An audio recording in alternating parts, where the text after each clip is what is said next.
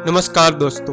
भारत और पाकिस्तान के बंटवारे के वक्त दोनों देशों की फाइनेंशियल कंडीशन लगभग सेम ही थी, लेकिन आज इंडिया जहां डेवलपमेंट की नई नई मिसालें पेश करता हुआ नजर आता है, वहीं दूसरी ओर पाकिस्तान आज भी एक ऐसे लीडर को ढूंढ रहा है जो पीएम की कुर्सी पर अपने पूरे 5 साल तक बैठ सके। जी हाँ दोस्तों, यह बड़ी हैरान कर देने वाली बात है कि बंटवारे के बाद से अब तक पाकिस्तान एक भी ऐसा पीएम नहीं बना सका जिसने अपने पूरे 5 साल तक गद्दी संभाली हो, क्योंकि या तो वहां की सरकार का तख्ता पलट हो जाता है या फिर पीएम की गोली मारकर हत्या कर दी जाती है। इन्हीं सब कारणों के चलते पाकिस्तान डेवलपमेंट की जगह अपनी पॉलिटिकल क्राइसिस में ही उलझ कर रह गया है। पाकिस्तान की हालात इतनी ज्यादा खराब हो चुकी है कि वहां के लोग रोटी के लिए भी तरस रहे हैं। आज पाकिस्तान भी श्रीलंका जैसी बर्बादी के रास्ते पर है, जहां जल्दी कुछ बड़े फैसले अगर नहीं लिए गए तो पूरे देश में भूखमरी फैल जाएगी। लेकिन यह सभी बड़े फैसले लेगा कौन? वहां की गवर्नमेंट जो लोगों की बातें सुनने तक को तैयार नहीं है, या फिर आर्मी जो सरकार के साथ साथ पूरे देश को अपने इशारे पर नचा रही हो? पाकिस्तान आखिर इस तबाही पर कैसे आ खड़ा हुआ? क्यों आज इस देश के हर एक हिस्से में पूरी तरह से दंगे छिड़े हुए हैं? आइए जानते हैं पाकिस्तान की पूरी बर्बादी का सच। दोस्तों, पाकिस्तान के बारे में कहा जाता है कि यह देश पूरी तरह से ऊपर वाले के भरोसे चलता है और वहां की अनस्टेबल गवर्नमेंट और देश के लंबे टाइम से चल रहे तनाव से यह स्टेटमेंट काफी हद तक सच भी लगता है, क्योंकि सेपरेशन के इतने साल बाद भी अगर कोई देश अपना पीएम ढूंढने में ही लगा हो तो देश में पॉलिटिकल क्राइसिस तो आएंगे ही। हर बार पॉलिटिकल ड्रामा होने के बाद इस देश को एक पीएम मिल भी जाता है, लेकिन 5 साल का अपना टाइम पीरियड खत्म होने से पहले ही उसका तख्ता पलट हो जाता है। पाकिस्तान के पहले प्राइम मिनिस्टर लियाकत अली खान की अगर बात करें तो वह 4 साल 2 महीने तक पीएम की पोस्ट पर रहे थे, क्योंकि साल 1951 में रावलपिंडी के कंपनी बाग में एक स्पीच के दौरान उनकी गोली मारकर हत्या कर दी गई।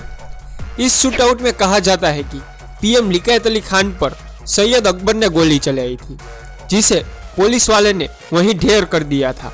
हालांकि इस बात का अब तक कोई स्ट्रॉन्ग एविडेंस नहीं मिला और ना ही यह केस पूरी तरह से कभी सोल्व हुआ है।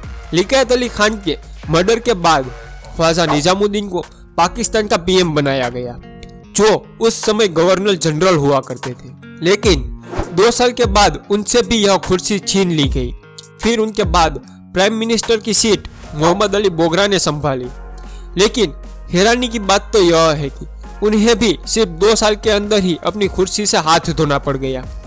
इसके बाद चौधरी मोहम्मद अली प्राइम मिनिस्टर बने, लेकिन उनकी खुद की ही पार्टी मुस्लिम लीग के खिलाफ हो गई और उन्हें 1 साल के अंदर ही अपने पद से इस्तीफा दे दिया। इस्तीफा देने के बाद हुसैन शहीद ने मुस्लिम लीग के साथ हाथ मिलाकर पीएम की गद्दी हासिल की, लेकिन उसकी भी इस पार्टी से नहीं बनी थी। उस टाइम के प्रेसिडेंट इस्कंदर अली मिर्जा से उनके मतभेद हो गए थे, जिस वजह से उन्हें भी अपने पोस्ट पर से इस्तीफा देना पड़ा। इनके बाद भी जितने नेता प्राइम मिनिस्टर की कुर्सी पर बैठे वह कभी भी 5 साल तक नहीं टिक पाए। कभी किसी का तख्ता पलट हुआ तो कभी उन्हें डर्टी पॉलिटिक्स की वजह से खुद ही इस्तीफा देना पड़ गया था। साल 1973 में पाकिस्तान का नया कॉन्स्टिट्यूशन बना और उसी साल 14 अगस्त को जुल्फिकार अली भुट्टो पाकिस्तान के पीएम बने। उन्होंने अपने टाइम में इकोनॉमिक रिकवरी की और देश के लिए कई सारे बेहतरीन फैसले लिए, लेकिन साल 1977 आते आते उनकी पाकिस्तानी सेना से न जाने क्या खटपट हो गई कि आर्मी ने इनका भी तख्ता पलट कर दिया। लेकिन यह बात सिर्फ तख्ता पलट तक ही नहीं रुकी, बल्कि उस समय के जनरल जियाउल हक ने भुट्टो को जेल में डालकर उन पर मार्शल लॉ भी लगा दिया। इसके बाद लाहौर हाई कोर्ट ने भुट्टो को मर्डर के केस में फांसी पर चढ़ा दिया। इस तरह के मर्डर, तख्ता पलट और करप्शन ने पाकिस्तान को कभी स्ट्रॉन्ग कंट्री नहीं बनने दिया और अंदर ही अंदर खोखला करता गया। दोस्तों, नवाज शरीफ के करप्शन की कहानी तो शायद आप सबने सुनी ही होगी। साल 2013 के इलेक्शन में तीसरी बार नवाज शरीफ पाकिस्तान के पीएम बने और यह इकलौते ऐसे नेता थे जो 3 बार पीएम की गद्दी पर बैठे थे। लेकिन उनकी मुश्किलियां तब बढ़ी जब पनामा पेपर्स लीक में उनका नाम सामने आया।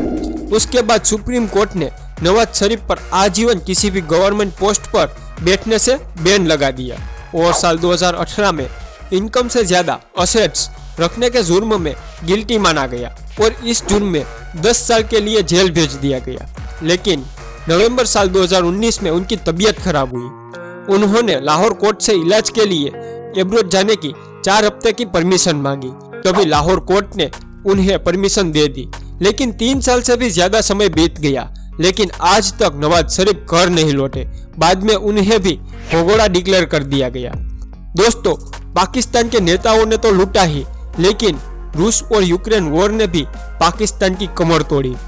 आपको बता दें कि पाकिस्तान इलेक्शन कमीशन ने इमरान खान पर पीएम पद का गलत इस्तेमाल करने के गैरकानूनी तरीके से सरकारी गिफ्ट सेल करने से और प्रॉपर्टी जमा करने के आरोप में अगले 5 साल तक चुनाव लड़ने पर पूरी तरह से बैन लगा दिया है, ताकि 5 साल से पहले किसी भी गवर्नमेंट पोस्ट पर अपॉइंट नहीं किया जाएगा।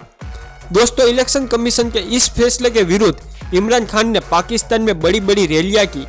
28 अक्टूबर साल 2022 को लाहौर से इस्लामाबाद की तरफ इमरान खान ने एक बहुत ही बड़ी रैली शुरू की, लेकिन इस रैली के दौरान 3 नवंबर साल 2022 को इमरान खान पर गोली चल गई। मतलब कि फिर से वही हादसा हुआ जो पिछले 70 सालों से होता आ रहा है। इस हादसे ने पूरे पाकिस्तान में दंगे लगा दिए। पब्लिक सड़कों पर उतर आई और उनके करंट पीएम के खिलाफ प्रोटेस्ट करना शुरू कर दिया। लेकिन इस हमले के पीछे कौन था, यह अभी भी एक मिस्ट्री बना हुआ है। दोस्तों, आज पाकिस्तान में एक इससे भी बड़ा चैलेंज है, पाकिस्तान का बढ़ता हुआ इन्फ्लुएंस रेट।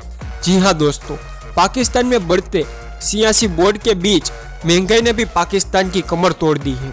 साथ ही लोगों को पेट्रोल के बढ़ते दाम ने भी परेशान करके रख दिया है। दोस्तों, बाकी देशों की तरह पाकिस्तान भी पेट्रोल पर सब्सिडी देता था, जिसके लिए वो हर साल एक बहुत ही बड़े लॉस से गुजरना पड़ता था। इन सभी लॉस को कम करने के लिए पाकिस्तान ने ऑयल सब्सिडी पर कट ऑफ करना शुरू कर दिया। इसका असर यह हुआ कि अचानक से पेट्रोल की प्राइस में उछाल आ गया। दोस्तों, इससे आप अंदाजा लगा सकते हो कि वहां के लोगों पर महंगाई का क्या असर पड़ रहा होगा। और इसी के चलते पाकिस्तान की गवर्नमेंट इलेक्ट्रिसिटी की खपत कम करने के लिए नए नए नियम बनाने जा रही है, जैसे कि रात के 8:30 बजे तक ही खुली रहेगी और मॉल, मैरिज रात के 10 बजे तक ही ओपन रहेंगे। इलेक्ट्रिक फैन और बल्ब का प्रोडक्शन जुलाई 2030 तक सस्पेंड कर दिया गया है। साथ ही गवर्नमेंट ऑफिस में इलेक्ट्रिसिटी का यूज कम करने के लिए सारी मीटिंग दिन के उजाले में की जाएगी। पाकिस्तानी गवर्नमेंट को लगता है कि इस तरह के नियमों से वो 30% बिजली की खपत कम कर सकते हैं और इससे उनके 62 अरब रुपए की बचत होगी। दोस्तों, पाकिस्तान इस समय बहुत ही सारी सीरियस प्रॉब्लम से जूझ रहा है और जल्द ही अगर प्रॉब्लम का स्ट्रॉन्ग सॉल्यूशन नहीं निकला तो यह देश पूरी तरह से बर्बाद हो सकता है। वैसे दोस्तों, आप पाकिस्तान की इस हालत का जिम्मेदार किसे मानते हो? आप अपना जवाब हमें कमेंट करके कमेंट बॉक्स में जरूर बताना। और अगर आपको यह वीडियो अच्छी लगी हो तो वीडियो को लाइक करके अपने हर एक दोस्त तक जरूर पहुंचाना। और अगर आप इंडिया इन्फो चैनल पर नए हो तो चैनल को सब्सक्राइब करके बेल आइकन जरूर क्लिक करना। मिलते हैं अगले वीडियो में कुछ मजेदार टॉपिक के साथ। तब तक के लिए जय हिंद, जय भारत।